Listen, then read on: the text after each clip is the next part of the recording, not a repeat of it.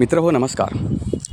राज्यसभा निवडणुका नुकत्याच पार पडल्या आणि आपल्याला माहिती असेल देशभरात ज्या राज्यसभेच्या निवडणुका झाल्या त्यामध्ये भाजपने प्रचंड मोठं यश मिळवलं. तरीसुद्धा संसदेच्या या कनिष्ठ पण स्थायी सभागृहामध्ये भाजपला अजूनही बहुमतासाठी स्वबळावरील बहुमतासाठी 16 जागांची आवश्यकता आहे. तसं NDA म्हणजे भाजपची जी आघाडी आहे, ज्या मित्रपक्षांसोबत आघाडी आहे त्या मित्रपक्षांचं आणि भाजपचं संख्याबळ मिळून राज्यसभेत पुरेसं आणि बहुमतासाठी आवश्यक असलेलं संख्याबळ NDAकडे आहे. म्हणजे भाजपच्या आघाडीसोबत आहे. पण भाजपला स्वबळावर जर बहुमत मिळवायचं असेल तर अजून 16 जागांची राज्यसभेमध्ये आवश्यकता आहे. मित्रांनो, एखाद्या विधानसभेमध्ये भाजपने किंवा कुठल्याही पक्षाने सत्ता हस्तगत केल्यानंतर पुढच्या 2-3 वर्षे तुम्हाला राज्यसभेतलं जे हे आहे राज्यसभेमध्ये काही सदस्य पाठवायचे असतील तर त्यासाठी वाट पाहावी लागते. कारण कसं आहे, तुम्हाला माहिती आहे, आमदार जे असतात, विधानसभेचे आमदार जे असतात ते त्या राज्यातील राज्यसभेच्या जागांसाठी मतदान करत असतात. त्यामुळे एखाद्या विधानसभेमध्ये बहुमत झालं, आपलं बहुमत आपल्या आघाडीचं बहुमत आलं की त्यानंतर ज्या राज्यसभा निवडणुका होतात त्यामध्ये आपले काही प्रतिनिधी, आपल्या पक्षाचे काही प्रतिनिधी पाठवण्याची संधी, राज्यसभेवर पाठवण्याची संधी त्या पक्षाला मिळत असते. त्यामुळे राज्यसभेमध्ये बहुमत मिळवणं याच्यासाठी काही वेळ वाट पाहावी लागते. जसं लोकसभेमध्ये आज निवडणुका झाल्या आणि निवडणुकीत प्रचंड यश मिळालं की उद्या तुमचं बहुमत आलं, इतकं सोपं राज्यसभेची असत नाही. तर मित्रांनो, राज्यसभेमध्ये एक स्थायी असून कनिष्ठ सभागृह असूनसुद्धा राज्यसभेमधील बहुमताला एवढं महत्त्व का आहे, इथपासून ते राज्यसभेमध्ये सध्याचं पक्षीय बलाबल काय आहे आणि भाजपला स्वबळावरच्या बहुमतासाठी आणखी किती वाट पाहावी लागणार आहे, या संदर्भात आजच्या व्हिडिओमध्ये आपण माहिती घेणार आहोत. तर व्हिडिओ कुठंही स्किप न करता शेवटपर्यंत पाहायला विसरू नका. मित्रहो नमस्कार, तुम्ही पाहताय विचारमोती. मित्रहो, राज्यसभेच्या निवडणुका नुकत्याच पार पडल्या आणि याच्यामध्ये भाजपने मोठं यश मिळवलं. देशभरातील 10 राज्यांमध्ये या राज्यसभा निवडणुका झाल्या होत्या. त्यांचे अंतिम निकाल असे आहेत की भाजपच्या नेतृत्वाखाली NDAला या निवडणुकीमध्ये मोठा विजय मिळाला. 37 जागांपैकी 22 जागांवर NDAनं विजय मिळवला आणि वरच्या सभागृहातील म्हणजे राज्यसभेतील आपली ताकद वाढवली. मात्र या मोठ्या यशानंतरसुद्धा भाजपला स्वबळावरील बहुमतासाठी अजून 16 जागांची वाट पाहावी लागणार आहे. या निवडणुका होण्यापूर्वी राज्यसभेत भाजपचे 13 सदस्य होते. त्यापैकी 9 सदस्य रिटायर्ड झाले, म्हणजे त्यांचा कार्यकाळ संपला. त्यामुळे भाजपची संख्या आली 94 आणि एकूण 37 जागांसाठी निवडणुका लागल्या. त्या 37 जागांमधून भाजपने 13 जागा जिंकल्या. म्हणजे 9 सदस्य त्यांचे रिटायर्ड झाले आणि निवडून किती आले तर 13, म्हणजे 4 जास्तीचे सदस्य भाजपचे या निवडणुकीत जास्तीचे आले.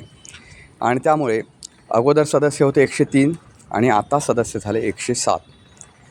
राज्यसभेच्या जागा आहेत एकूण 245 सदस्य संख्या असलेल्या राज्यसभेत बहुमतासाठी 123 सदस्य लागतात.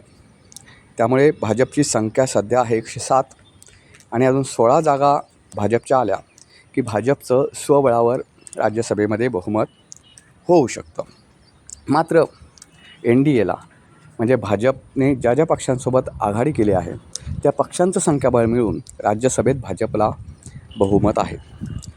NDAची सध्याची ताकद आहे ती 141 सदस्यांची आहे. त्यामुळे NDAला राज्यसभेत स्पष्ट बहुमत आहे. NDAमध्ये भाजपसोबतच AIADMK त्यांच्या 5 जागा आहेत, JDU त्यांच्या 4 जागा आहेत, NCP 4, TDP 2, शिंदेसेना 2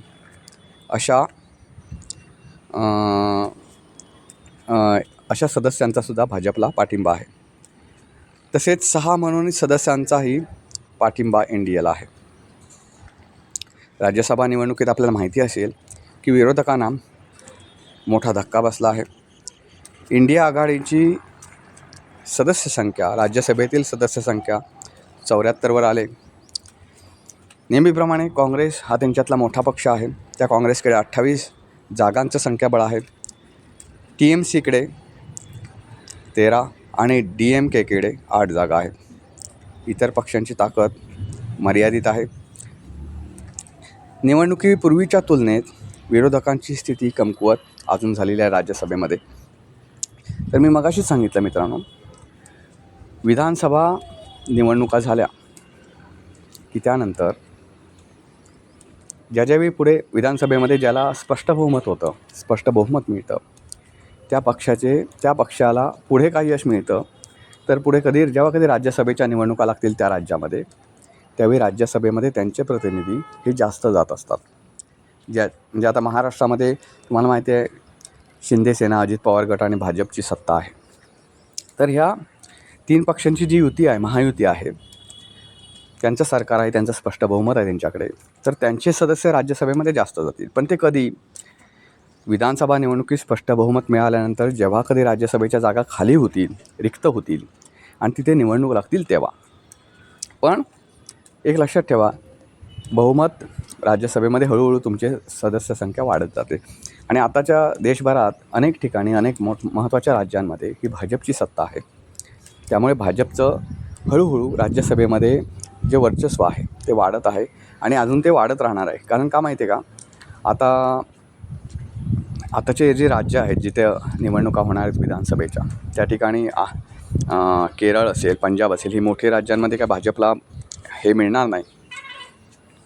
जेव्हा कधी केरळ किंवा पश्चिम बंगाल या ठिकाणी जेव्हा हे होईल, राज्यसभेच्या निवडणुका होतील रिक्त जागांसाठी, त्या ठिकाणी भाजपला काहीच मिळणार नाही. कारण भाजपचं तिथे वर्चस्वच नाही आहे. भाजपचा एक सदस्यसुद्धा निवडून जाईल तिकडून अशी शक्यता नाही राज्यसभेवर, सांगतो मी. पण जिथे जिथे त्यांची सत्ता आहे तिथे जागा रिक्त झाल्या की तिथे भाजपचे सदस्य निवडून जाऊ शकतात. कारण त्या ठिकाणी भाजपचं वर्चस्व आहे आणि भाजपचं बहुमत आहे. ही राज्यसभेची मित्रांनो एकूण गणितं झाली.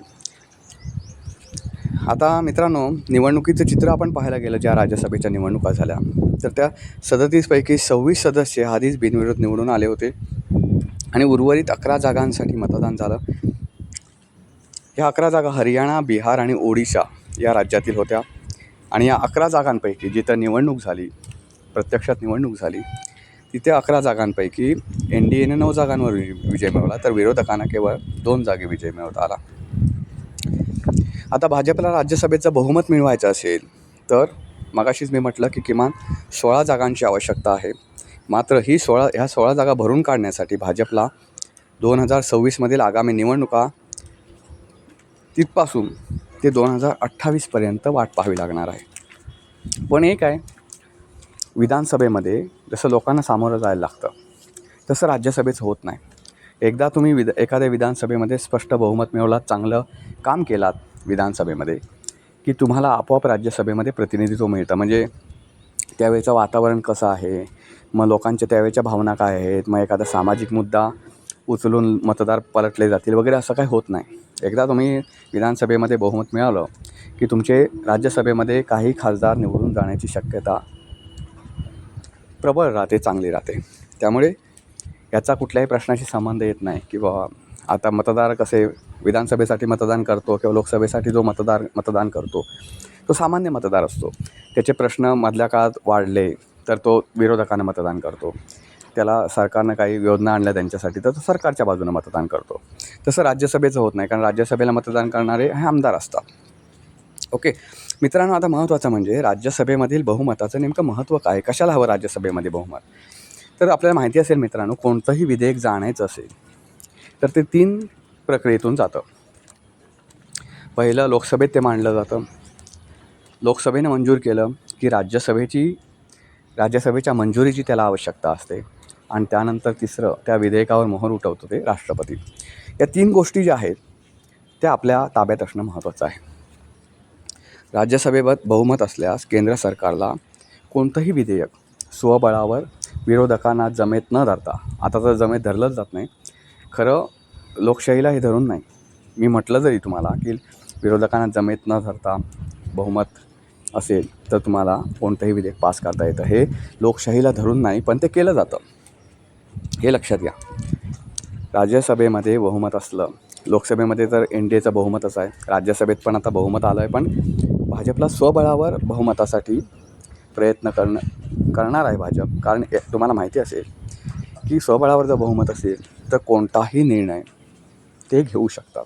याच्यासाठी भाजप स्वबळाचा आकडा पार करण्याच्या तयारीत आहे. विशेषतः आर्थिक विधेयकं जी आहेत, ज्यांना विशेष करून सभागृहामध्ये प्रचंड विरोध होतो, तर अशा वेळी अशी विधेयकं जी आहेत भाजपच्या इंटरेस्ट जे आहेत किंवा भाजपला काहीतरी करून दाखवायचं आणि इतरांचा म्हणजे त्यांच्या घटक पक्ष, त्यांच्या आघाडीतील घटक पक्ष जे आहेत त्यांचासुद्धा जर विरोध असेल तर मग भाजप अडचणीत येऊ शकतं. अशा वेळी भाजपकडे जर स्वबळावर बहुमत असेल, लोकसभेमध्ये असेल, राज्यसभेमध्ये असेल, तर भाजप ते विधेयक आरामात पास करू शकतं आणि राष्ट्रपती त्याच्यावर मोहर उठवतं. कारण राष्ट्रपती हे तसं बघायला गेलं तर कोणत्याही पक्षासाठी पद नाही, पक्षाचं पद नाही, तर त्याने एक तिराहितपणे काम केलं पाहिजे. पण राष्ट्रपती असेल किंवा राज्यपाल असेल, हे त्या पक्षाचे एवढे हे राहतात, म्हणजे ते पक्षाचे जे धोरणं असेल तीच राबवण्याचं काम राष्ट्रपती असतील किंवा राज्यपाल असतील ते करतात. हे अलीकडच्या काही वर्षात तुम्हाला दिसून आलं आहे. त्यामुळे लोकसभेसोबत राज्यसभेतसुद्धा स्वतःचं बहुमत निर्माण करण्याकडे भाजपचा पुढच्या काही वर्षांमध्ये कल राहणार आहे. मित्रांनो, तुम्हाला काय वाटतं? भाजपची रणनीती, भाजपची विधानसभेमध्ये वाढलेली ताकद आणि भाजपने राज्यसभेत बहुमत स्वबळावर निर्माण केल्यानंतर नेमक्या कोणत्या सुधारणा देशामध्ये आवश्यक आहेत, कोणती विधेयकं येणं आवश्यक आहेत, याबद्दल तुमची मतं कॉमेंट बॉक्समध्ये नक्की कळवा. व्हिडिओ आवडला तर लाईक करा, शेअर करा, चॅनलला सबस्क्राईब करायला विसरू नका. पुन्हा भेटू पुन्हा एका अशाच नवीन व्हिडिओचा. तोपर्यंत नमस्कार.